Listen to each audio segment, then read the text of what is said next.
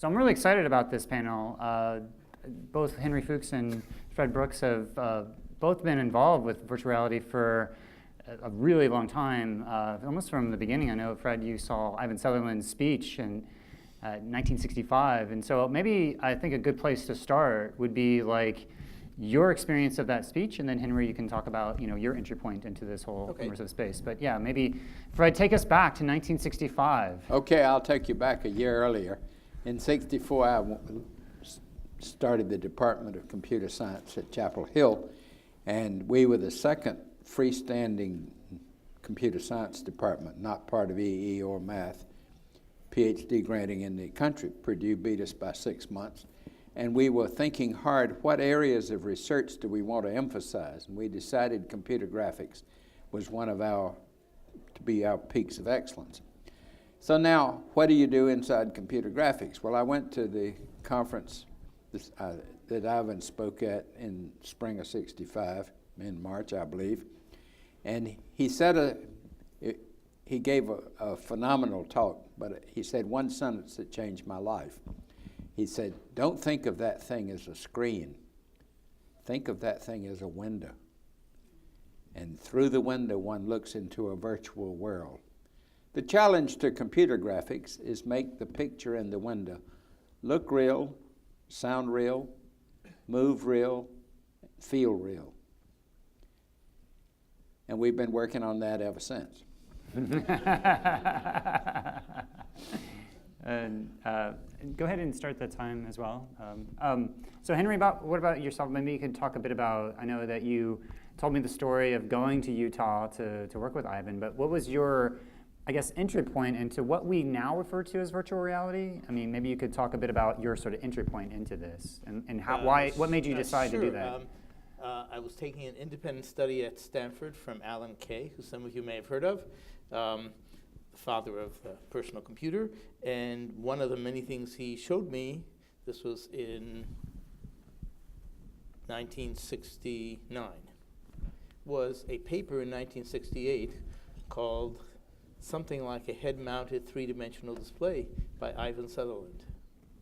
And I had been involved in graphics at Caltech's JPL beforehand, but I had never heard of this idea that you could put on a headset and see objects in the room around you. You could walk around and you could move them. They share your space. Wow. So Alan, who had just finished a PhD at Utah, says, you might want to think about going to grad school at Utah. That's what changed my life. And so I got there. The thing that, of course, he didn't say is that Ivan Sutherland and Dave Evans had started a company called Evans and Sutherland Computer Corporation. So when I got there in 1970, there were a number of us interested in interactive 3D graphics, some of whom you may have heard of. Ed Catmull, who heads Disney Pictures, Jim Clark, who started Silicon Graphics and a number of other companies. But there was no full-time graphics faculty. They were both off doing their company. And so it was a very interesting time.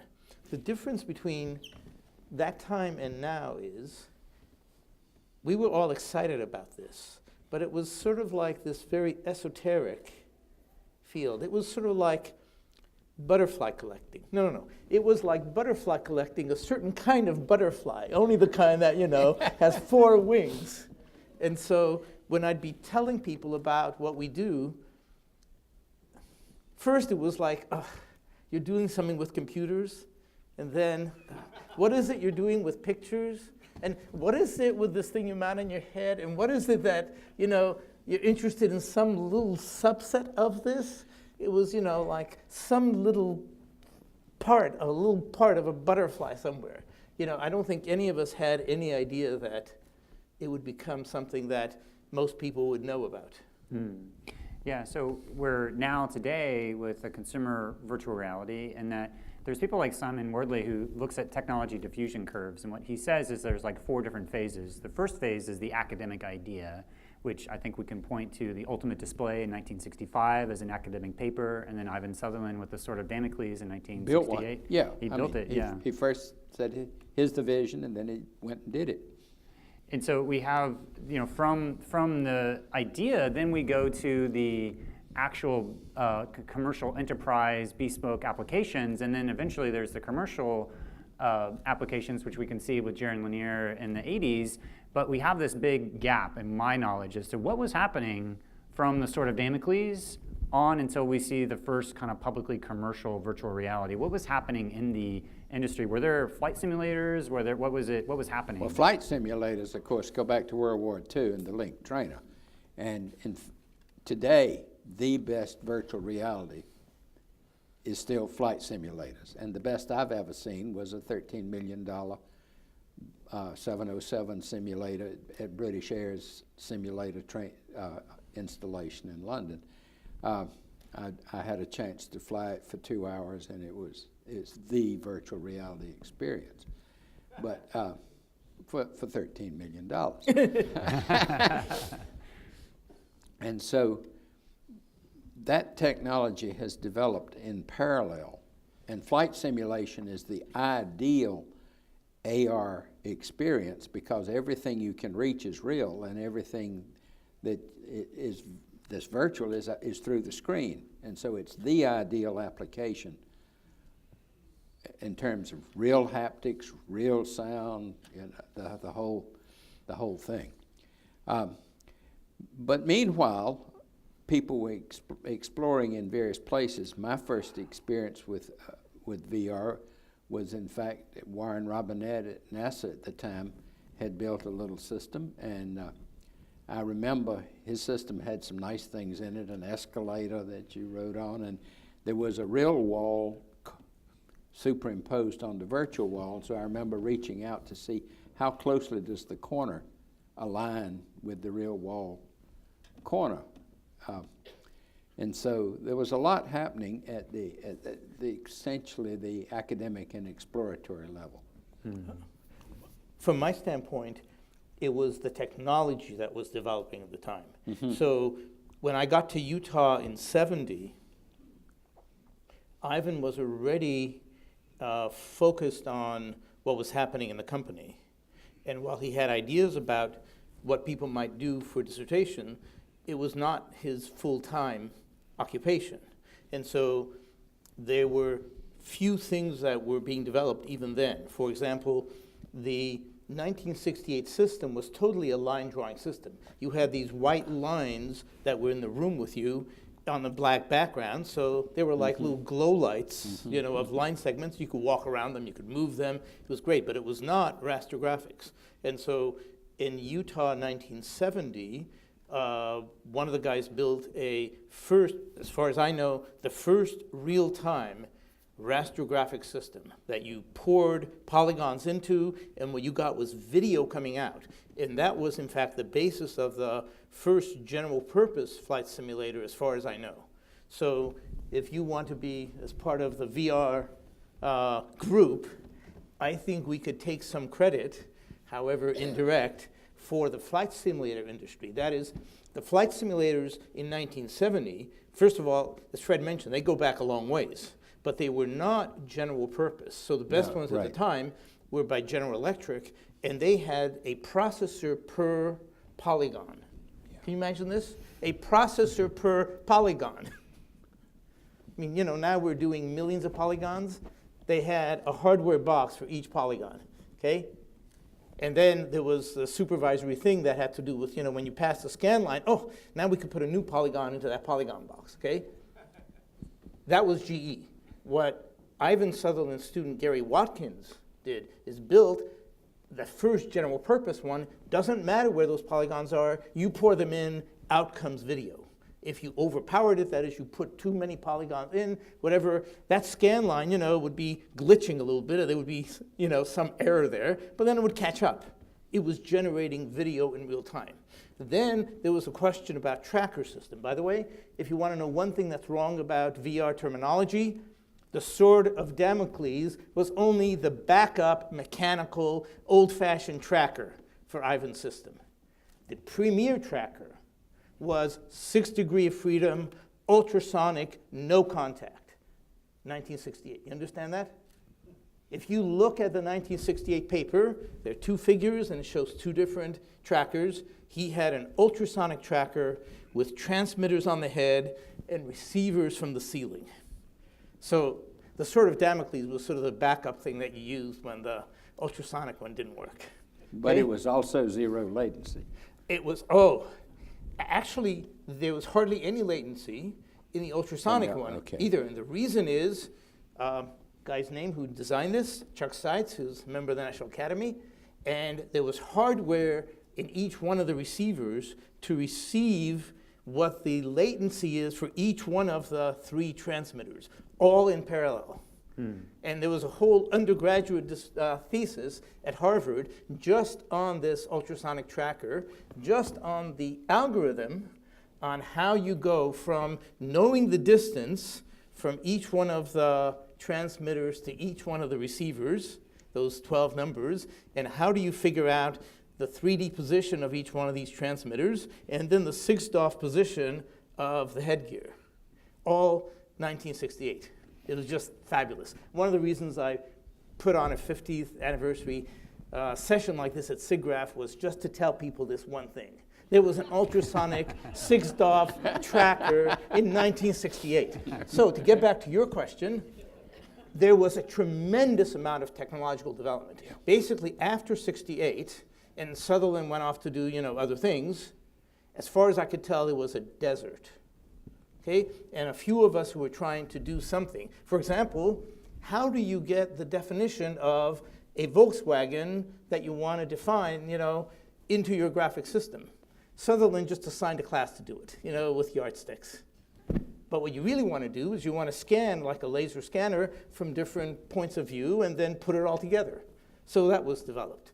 You really want a tracking system that was better than this ultrasonic one, because the ultrasonic one had problems having to do with air movement and temperature and things like that. So there were tracking systems developed in the 80s, one of which, for example, called Self-Tracker, that used optical sensors on the head to determine where you are in the room. This is what the latest systems use now, outward-looking tracking. There were inward-looking trackers developed of all kinds. Then there was real-time image generation. So in the 1970s, if you wanted to do real-time, you could buy it from Sutherland, Evans and Sutherland. It cost about $1 million per channel. And as far as I know, only one person managed to raise the money to buy one of those. I'll remember in a minute, Fred Park at Case Western or something. But it wasn't so good because it wasn't good for VR because it was basically a hardwired thing for Flight Simulator. So all kinds of technologies were developed for all the different pieces that you needed. So by the late 80s, it was possible to sort of put together things to be able to sell to people, which VPL and Jaron Lanier did. Yeah, and Jaron Lanier found Sutherland's paper about the Sword of Damocles and inspired him to go and make it. And so in the 90s, we really see this explosion of the first commercial virtual reality. We have the story of what's possible, this huge hype cycle that, the technology really ultimately wasn't ready to be able to do what we have today, but it was at least proving out the potential, and it really kick-started an industry. And so from your perspective, your vantage point, what was your experience of the 90s of that big explosion of VR? Well, it's best epitomized by the name of the conference, Hip, Hype, and Hope.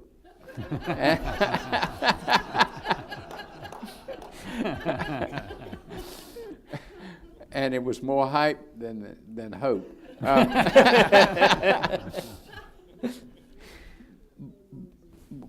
We were working in the field at that time and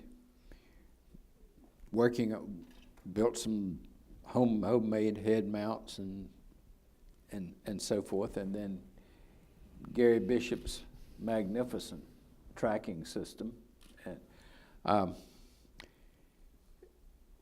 So just chugging along, figuring we were paying a lot of money for the commercial display devices, but but the rest of the system had to be done together. Now, my most important experience in the 90s was in 92, my wife and I started planning a kitchen remodeling.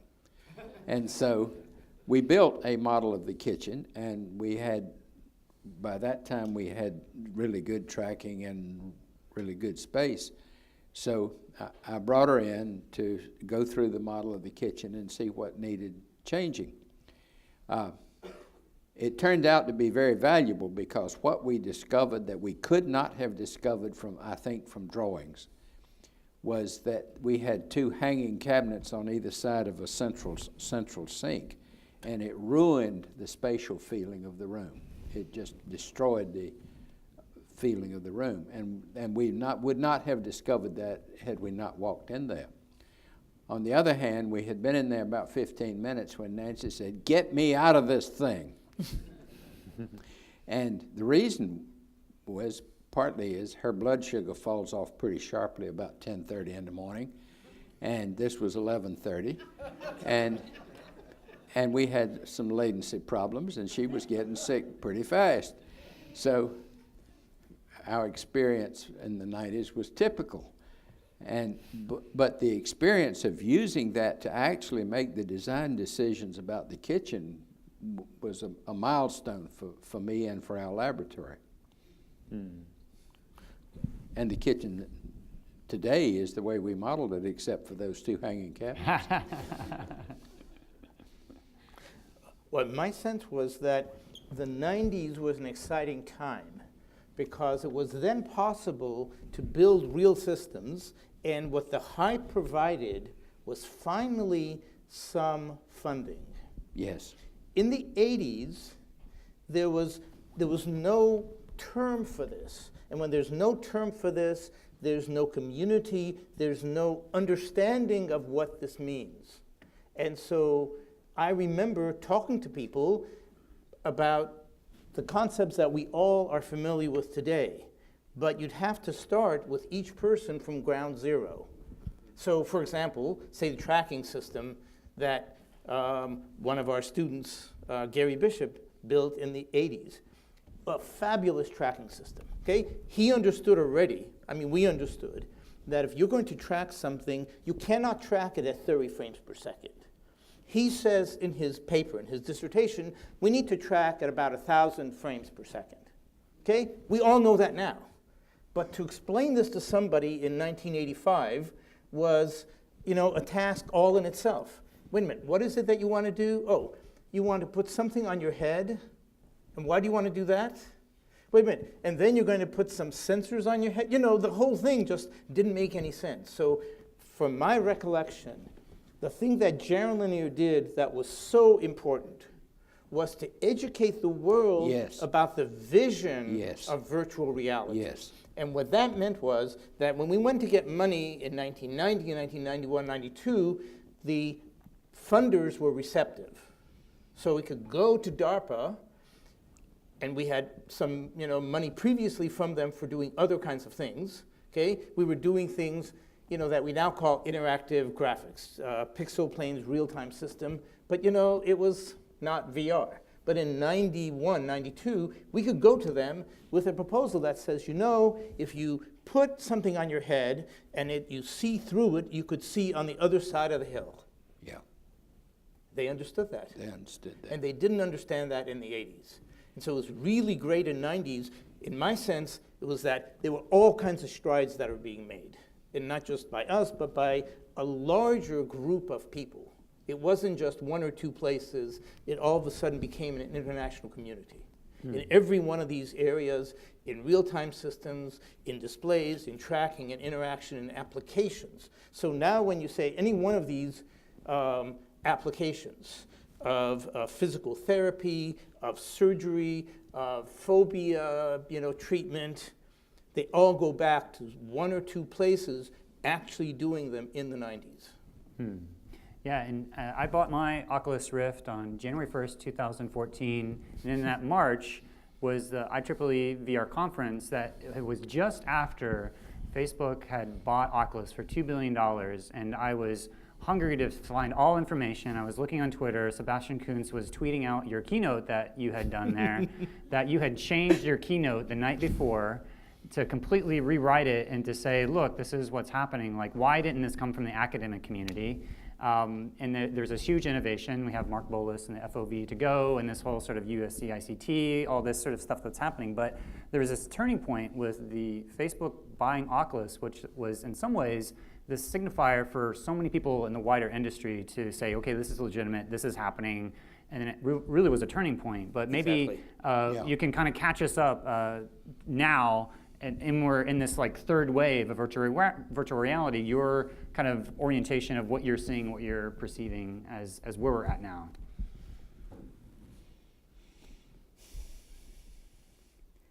I think we've heard so much vision in the panels that we've just heard that I don't think I have anything to add in terms of vision. There's no shortage of vision. And the thing I found exciting about what we've already heard today is so much of it is real. People investing real money in real applications with real customers who are prepared to. Oh, you're ready to disagree, Robert? He's known me for 40 years. All right, what I want to tell you guys is, right, keep the faith. Keep the faith. And you'll need that in another 2 or 3 years, okay? Dean, Suden, you need to keep the faith too, you know? Because in 3 years, it's not going to be this, okay? The difficulty now that's different from the 1990s is that the companies in the 1990s just wanted to make some sales to like professionals. Yeah. You know, they wanted to make sales for somebody that was exploring oil, or they wanted to make sales to the designers of helicopters, or they wanted to make sales to the surgeon or the physical therapist. Now they want to make sales to everybody. What I worry about is that even though I completely agree with you, Facebook purchasing Oculus changed the world of VR more than anything since Ivan Sutherland's system.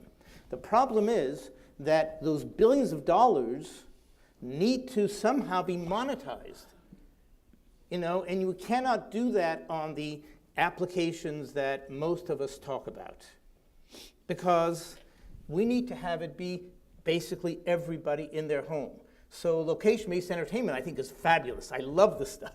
Okay? But I just don't think there's enough of it to be able to pay for billions of dollars of investment of Facebook, you know, of Google, of the people at HTC Vive, of people at Magic Leap. That's what I worry about. So that's why I say keep the faith. It is going to get better, but what I worry is that in 3 to 5 years, it will be worse. And people will ask you, VR, that was just a hype, wasn't it? And we need to be able to say, no. It may have been overpromised, but you know, it is coming. Well, I guess and it's coming in 10 years. It's been overpromised before. Yes. I mean, we've been there, done that. Well, the thing that I see from Simon Mordley's model is from the innovation from academia, the enterprise applications, the mass consumer product, and then mass ubiquity. So I say we're either going to reach mass ubiquity in 2025 or 2045. That it's either going to like get this huge exponential growth and it's just going to take off and that we're really at a tipping point, or it may be another 30 years until we actually get to that point of mass ubiquity. But I see that there's still a lot of enterprise applications that, if nothing else, there's so many compelling applications that can be in the enterprise. Yeah. Absolutely, but think about like one example. One of my favorite products is HoloLens. I think it is a fabulous system.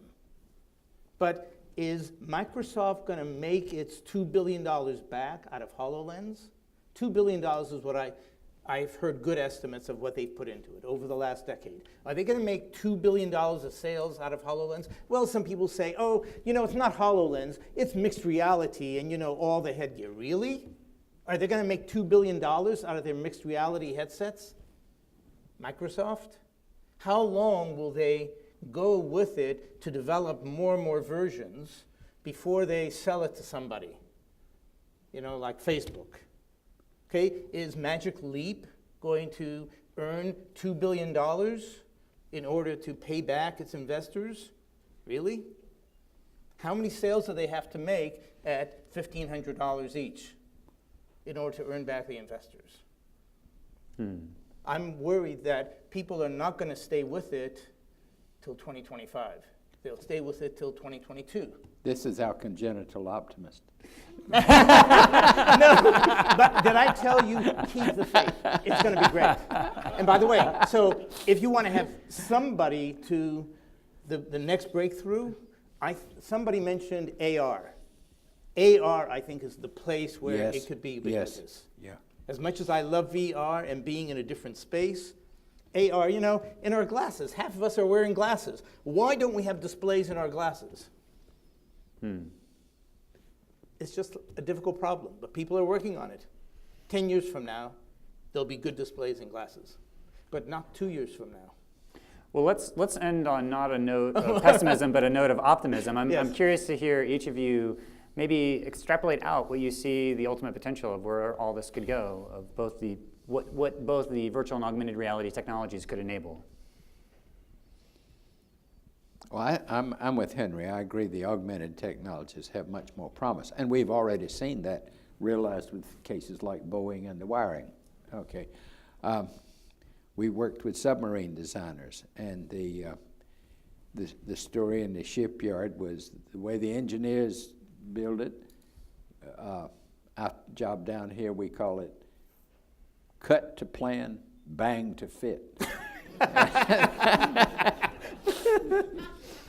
And so the whole question,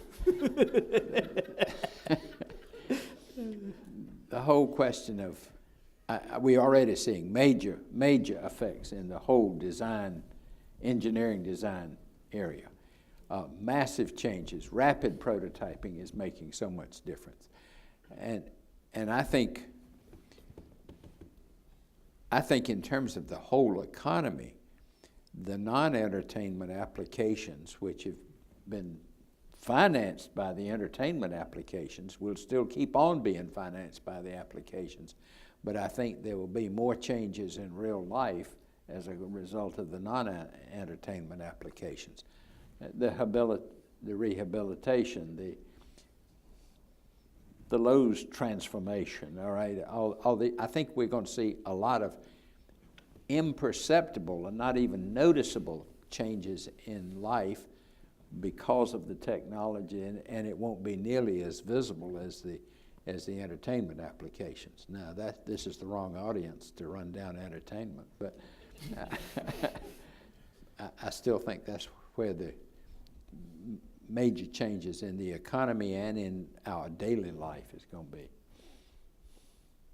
Now, Henry will have a different view. So my favorite scenario is telepresence. Yeah. I've been interested in that for as long as I can remember. And the reason is that there is something magical about being in the same place. Think about, why is it that it's better for us to all be here in the same place than watching this on video? That's what I want to do.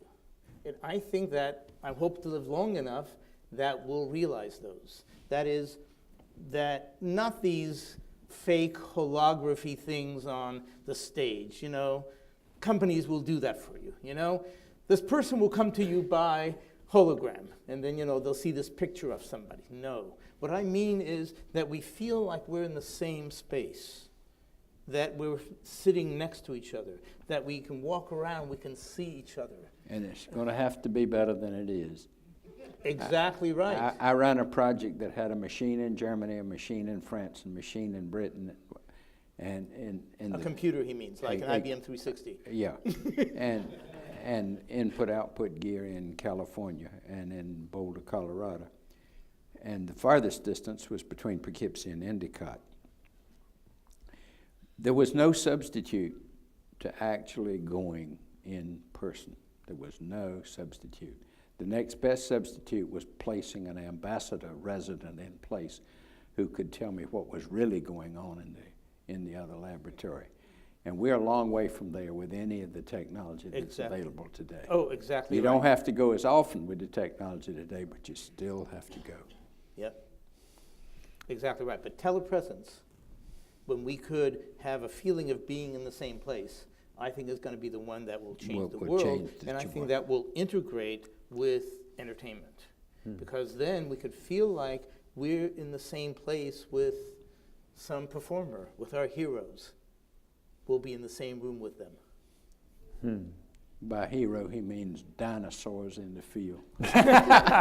Well, and people that I've met here today. A person who started, open source. Yeah. Wow. How often have I read about new C++ compilers? Wow. This person here in person Yeah. is just amazing to me. It has, you were saying about emotional impact. What is the emotional impact of meeting somebody that you've read about and admired Face to face. face to face for, 30 years or something? Wow.